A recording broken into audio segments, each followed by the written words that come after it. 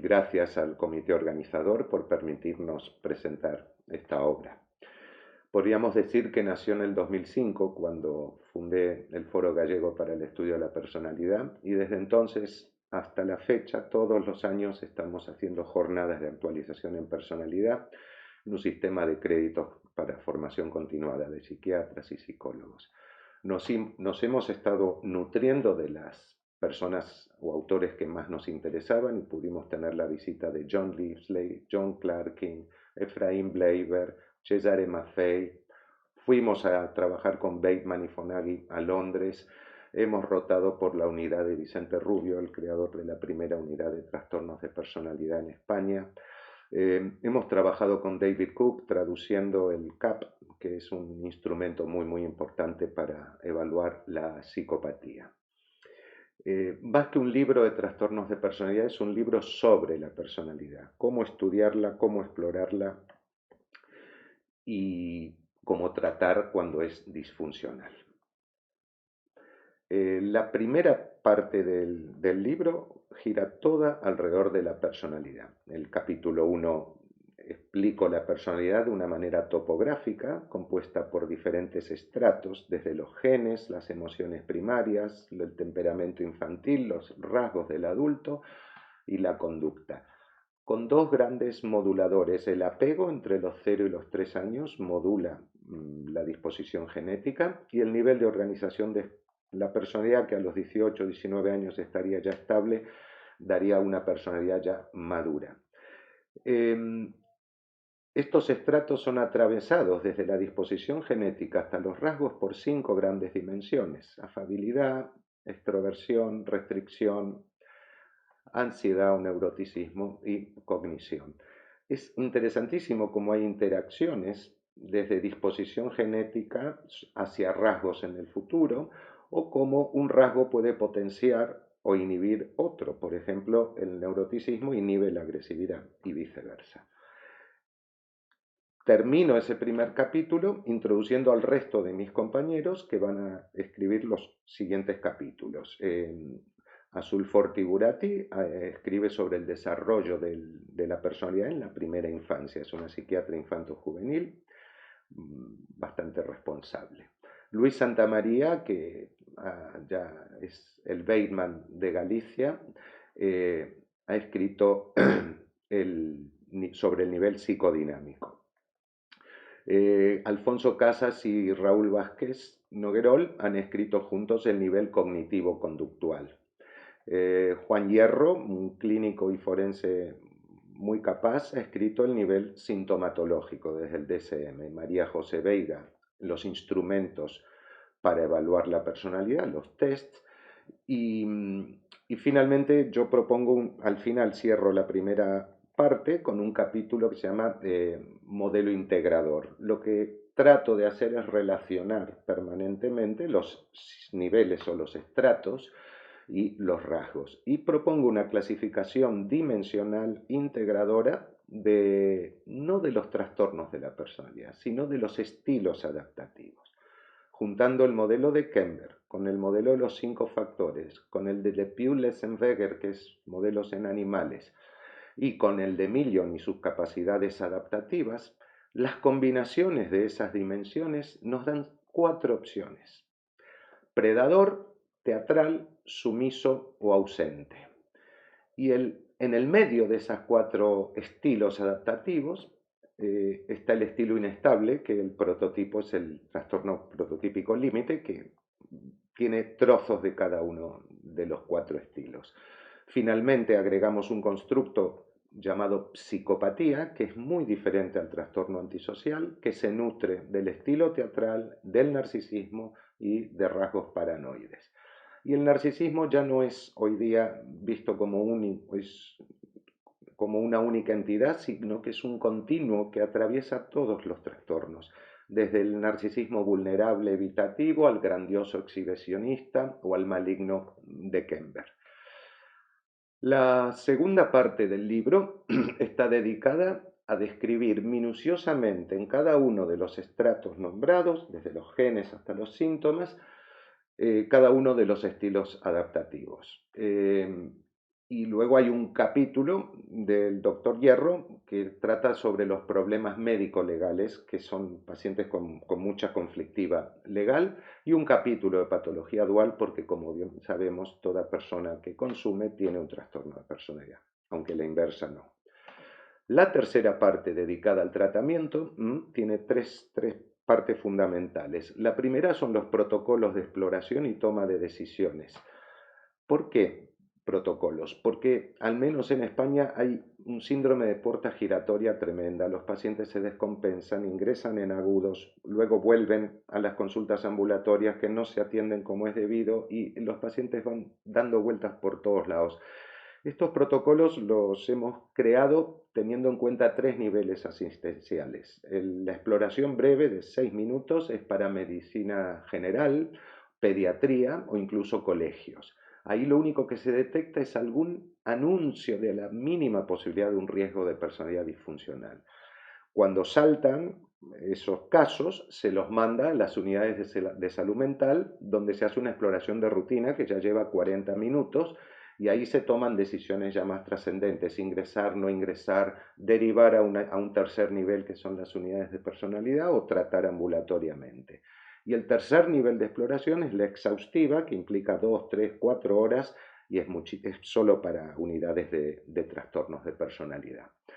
Esa sería la primera parte de la tercera parte. La segunda parte hemos tenido la colaboración de Cecilio Álamo, un psicofarmacólogo top en España, que ha hecho una revisión exhaustiva junto con Gerardo Flores Menéndez sobre los psicofármacos, pero no para tratar trastornos ni categorías, porque son categorías absolutamente cuestionadas y solapadas, para tratar dimensiones afectadas: impulsividad, inestabilidad emocional, distorsión cognitiva, anedonia, etcétera, etcétera, etcétera.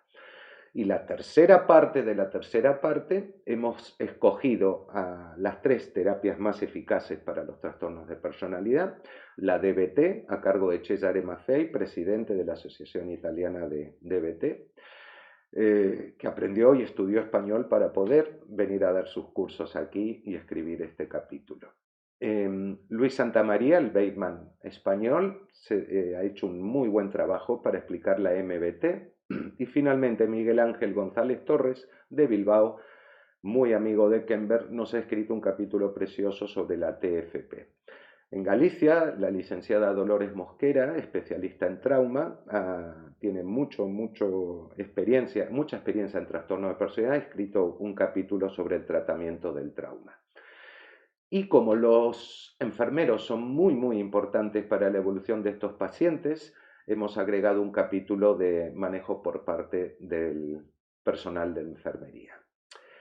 El epílogo está a cargo de Vicente Rubio, no tiene pérdida, y se puede consultar en la promo de nuestro libro, en la página web del foro. Es muy afectuoso y ha reconocido el esfuerzo que nos llevó a hacer todo esto.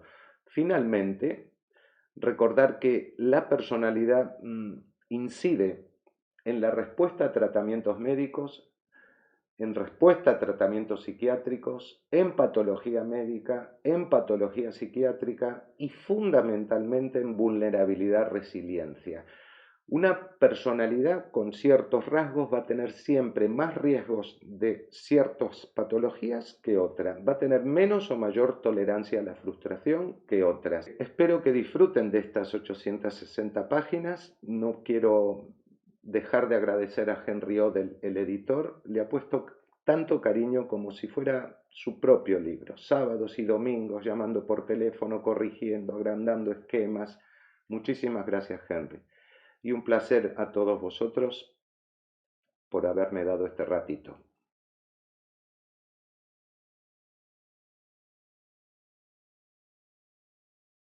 Bueno, esa pregunta la hacen siempre. Los estilos adaptativos son estrategias adaptativas. Los rasgos de personalidad han sobrevivido a lo largo de la evolución de la especie, y todos los estilos pueden ser adaptativos. Imaginaros una tribu prehistórica en una temporada de hielo absoluto, tener un estilo teatral pone en peligro la vida y ser un estilo ausente preserva la vida. En esa misma tribu, tener unos predadores que permitan defender a la progenie de los posibles enemigos es imprescindible. Y si esa misma tribu es apresada por otros, el estilo sumiso es mucho más adaptativo que cualquiera de los otros tres. Sin ir a la prehistoria, en términos de profesiones habituales, un poco de estilo teatral tiene que tener todo docente, mucho más un político, y un estilo ausente tiene que tener un poco un investigador que tiene que pasar horas y horas y horas aislado, encerrado, observando minuciosamente cosas. En profesiones de riesgo hay que tener rasgos de predador, no tener miedo, ser temerario, buscar el riesgo. Y en profesiones monótonas es muchísimo más adaptativo el estilo sumiso. Rambo en una biblioteca se sentiría muy, muy incómodo trabajando. Y un bibliotecario sería incapaz de hacer las cosas que hace Rambo.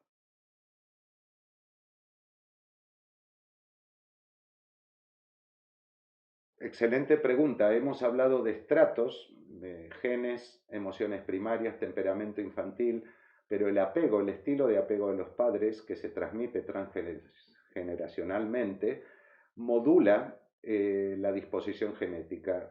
Como dice Fonagy, el apego seguro es un factor protector para no padecer trastornos de personalidad. Insistimos muchísimo en que una intervención temprana entre los 0 y los 6 años ante el mínimo indicador de riesgo, incluso interviniendo sobre los padres para que mejoren su función reflexiva de reflejar adecuadamente las emociones del infante, puede prevenir el desarrollo de trastornos de personalidad. Tratar a un individuo de 30 años, politoxicómano, con un montón de accidentes a lo largo de su vida, que ya está prácticamente etiquetado y limitado y estancado, es muchísimo más caro que una intervención en una familia cuando el infante tiene 2, 3, 4 años. Es muchísimo más permeable al tratamiento y el daño es mucho menor. El apego es el gran modulador de la disposición genética. Esta última pregunta es lo que estamos reclamando desde el Foro Gallego desde siempre. Las personalidades disfuncionales no se benefician del tratamiento habitual. Tienen, como dice Lisley, una identidad inestable, muy difícil que tengan relaciones duraderas e íntimas y no pertenecen a un grupo prosocial, proactivo. La personalidad cumple la función de poder realizar esas tres tareas de la vida: identidad, intimidad y prosocial. En un ambulatorio con una cita cada 20 días de media hora, estos pacientes no pueden cambiar. Como dice Fonagy, tienen desconfianza epistémica, no se fían, el estilo de apego es inseguro. Entonces lo que nosotros proponemos es como mínimo un hospital de día durante 6 meses, luego 3 sesiones semanales durante otros 6 meses y solo entonces, cuando empieza la funcionalidad, pasar a un tratamiento habitual como cualquier otra persona. Durante los meses de hospital de día es muy, muy importante la psicoeducación, el entrenamiento de habilidades y el aislarlo de un entorno tóxico en el que ya están enganchados.